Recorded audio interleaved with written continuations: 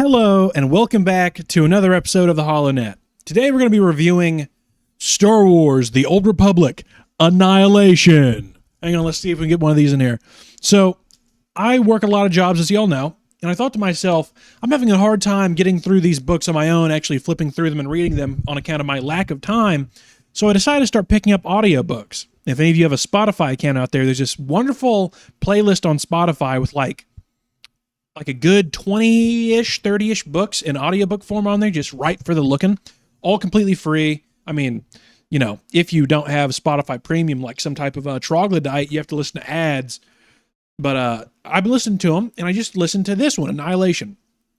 I'm going to get this out of the way right now. Really, really, really like the book. A shitload of fun. I've heard good things about it in the Star Wars fandom, like here and there. I've heard people say Annihilation is a good book, but you don't usually hear about it. You know, you're more likely to hear about the Bane trilogy. You're a lot more likely to hear about, you know, the Heir to the Empire trilogy. A lot more likely to hear about New Jedi Order, or maybe even Deceived. You know, so many books come before Annihilation most of the time. Now, in the Old Republic era, it's talked about pretty well, at least I feel like. But I just want to come out here and say, as the second Star Wars book I've read all the way through, on audiobook, I really, really loved it. It's by Drew Karpyshyn. He's the guy who kind of tackles most of the Old Republic era, at least in novel form. And I think he wrote the first game, or at least he helped write the first KOTOR game. I could be wrong. But super fun book. I wrote down a couple of points here to go through, and I really get stuff in there. So, but I'm going to go over the general gist first. It's like a spy thriller / like gangster talk. Like you get to see the underworld of the Old Republic. You get to, I think you're on Nar Shaddaa at the beginning of it, if I remember correctly. You get to go through to so many different planets, so many different aspects of life, from like the lowdown thugs. Like in one part of the book, I think you're on, where are you at? You're on some backwater planet looking for some gangsters who are hiding out of the old Tyon Brotherhood, I think they're called. That's the criminal organization. And they get sent to this shitty, awful hotel, and there's just like gross, like bugs flying everywhere. There's some like old hag smoking cigarettes in the front office. Like, we got a room for you on the 6th floor. Go up there. There's something. Fuck, it's the last house we got. They open up the door. There's like rats skittering around. They're like, oh my god, there's cum stains everywhere. So you get to see certain aspects of this story that you don't really get to see, to my knowledge, anywhere else in Star Wars. And those are the spots I like to see the most. We get to see like how the Old Republic intelligence works, the SIS, I think they're called. It's like their version of the CIA, or Imperial Intelligence. Obviously, this is mainly a Republic perspective book, so be prepared for that. You get a couple of Sith perspectives, which are appreciated, but for the most part, it's Republic. And you get to see like one of the coolest spots you go in the entire book is a Imperial relaxation station, or you know, a place where they let their soldiers go to wind down after a long deployment, or after a long time on a battle cruiser or something. They mentioned that the reasoning for this, at least the Republic reasoning for why the Imperials would do this, is because the Empire is so bad, any Imperial that got to have R&R on a planet would just defect.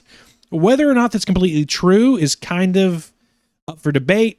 I'm sure some Sith Lords are super bad to deal with, and that's probably absolutely true, but most of the Imperials we see in the book, or like get a perspective from in the book, are very like content and like chill, I feel. There's obviously the undercurrent of working with Sith Lords and stuff, but especially in this era, the thing I love the most about the Old Republic entirely is that the Sith aren't like pure evil. Like, they're bad guys, obviously. You're meant to think they're the fucking bad guys, but they're not.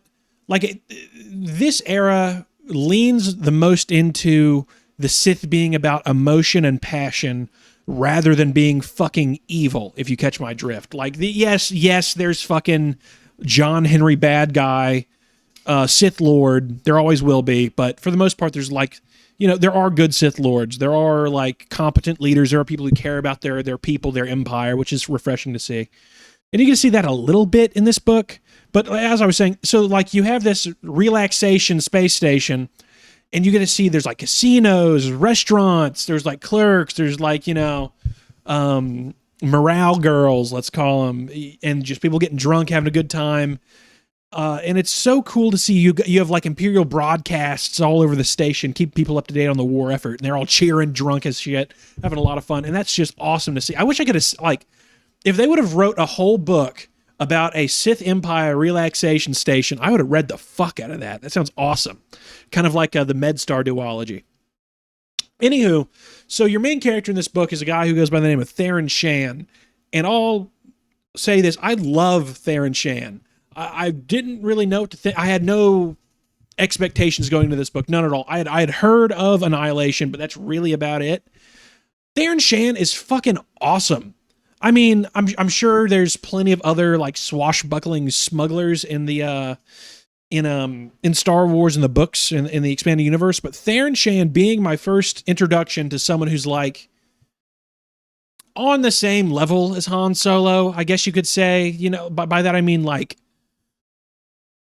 pistol toting, even though he doesn't always have a pistol, like just, you know, the smuggler type.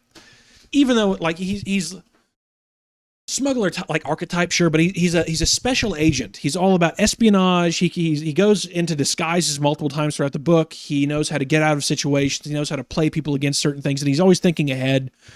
He can act drunk plenty. Like he gets out of like 2 bad situations in this book, acting like hammered, and it works both times. And one time he's all he's snuck onto the big like the big Imperial super weapon of this book, which is known as the Ascendant Spear. And I'm not exactly sure what the like Ascendant Spear's like big thing is. Like usually it's like this thing can blow up a planet, one blast, or something along those lines. To my knowledge, unless I'm forgetting something, I believe that the entire gimmick of the Ascendant Spear is like a Sith Lord can interface with it, kind of like the Adeptus Mechanicus in Warhammer, or like a Navigator in Warhammer. So they have like a million like wires going into a Sith Lord's head, all like, which is awesome. It's really metal, really cool. But I think that's like its special thing. And like, because the Sith can channel the dark side power into this ship, it's just inherently a better ship, I think. I assume the closest thing you can like think of, it's as if like a super Star Destroyer was an extension of Palpatine in the most literal sense, and that's why it's like a big deal. But it's not like, it's not a Death Star. It's not a Center Point Station, if I remember that correctly. Anywho, so that's the big MacGuffin of this book, and Theron Shan's whole adventure is kind of like, how are we going to get on to the Ascendant Spear? How are we going to take out this Sith Lord? And whenever I was listening to the audiobook, I didn't quite get the spelling. I looked it up now, so I know what the spelling is, but the big bad guy's name is Darth Carrad, and I kept thinking they were calling him Darth Carrot the whole time. And she's an all-right villain. I definitely wouldn't say that she's like crazy cool or anything. She's just, you know, your average like egotistical Sith. She's somewhat interesting because she's Malgus's apprentice, and she's an alien as opposed to being a human. And then like that's got some cool play with inside the Imperial political system, because they don't like aliens all that much. Like they're starting to allow aliens in the ranks, but they're still very humanocentric / pureblood Sith, you know, superiority, which that's awesome.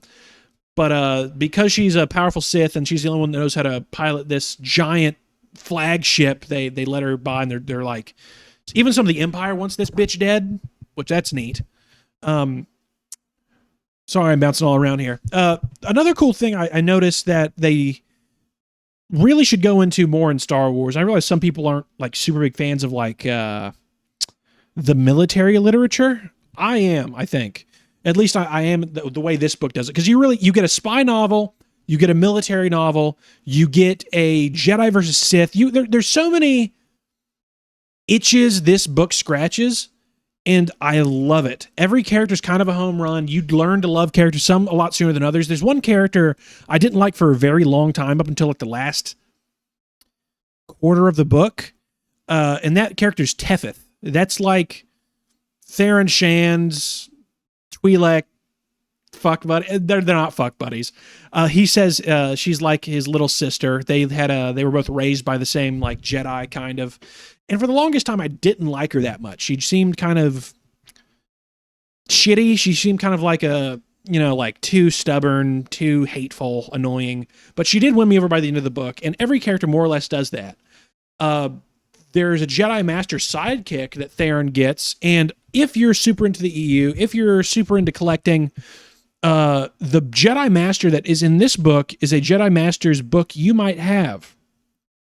And what I mean by that is, I said it kind of weird. There's a book that came with the collector's edition of the Old Republic, Star Wars: The Old Republic's collector's edition.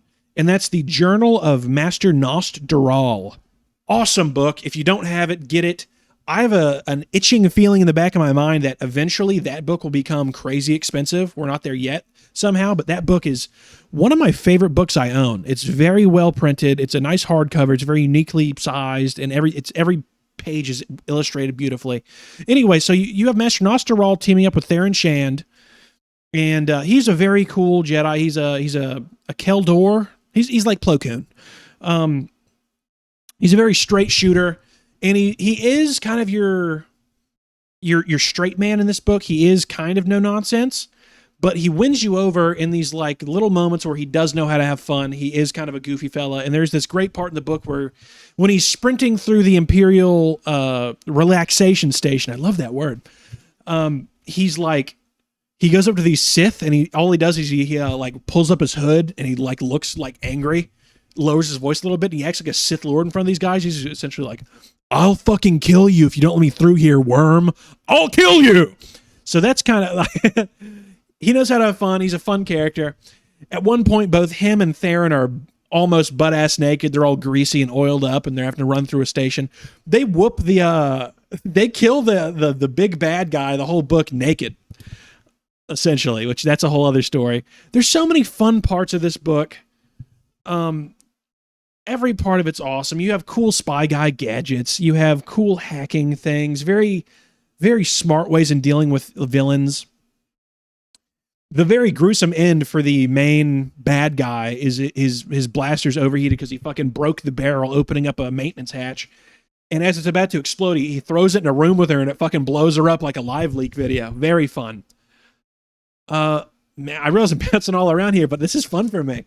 The last few things I'll go over here is, so Theron Shand, the main character, he's the son of Satele Shan, which, if you know very much about the Old Republic, that means that's Bastila Shan's kid or Bastila Shan's kid's kid. So in other words, this is like Theron Shand, your main character, that is like Revan's grandson or great-grandson. So there's a connection there. Darth Revan, yo!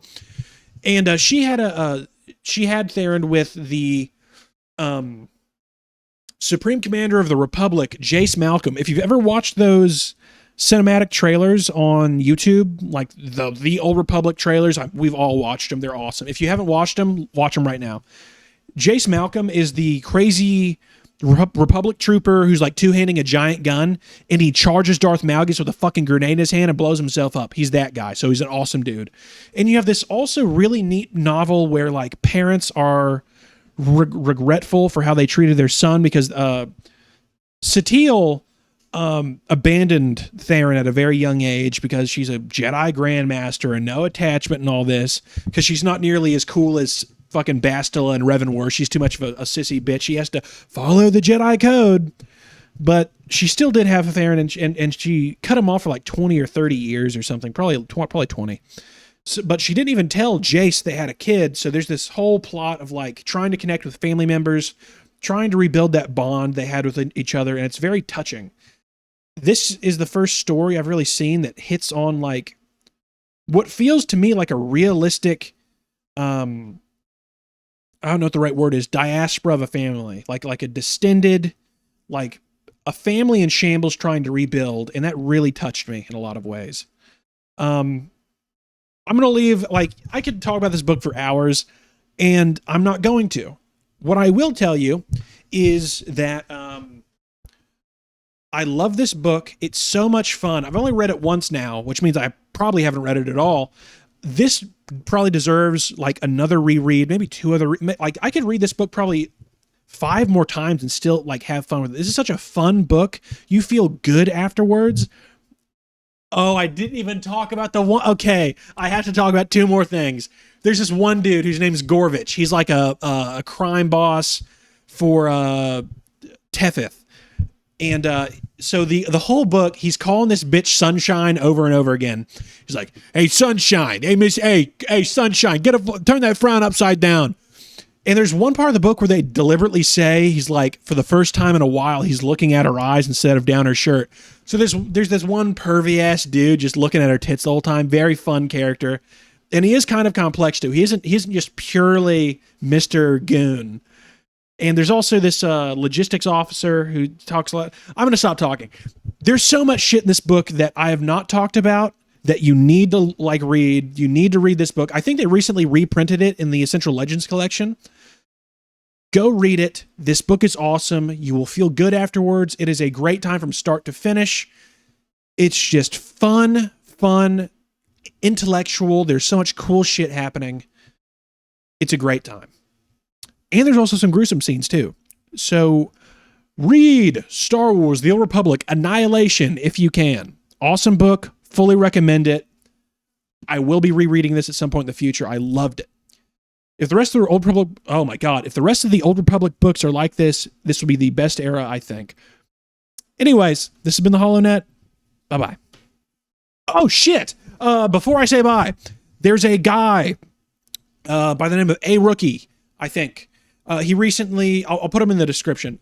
He recently shouted me out. He's a young buck on the come up. He was making he's like a real like young kid, I think. He was making videos on the Battlefront games, like the old Battlefront games. And so he came up, he never played them. He's been making videos on them. He's having a ball of a time. He shouted me out on his channel, so thank you. Other than that, give him a little look, support his Battlefront videos, because we have another fan in the EU. Thank you very much. Bye-bye.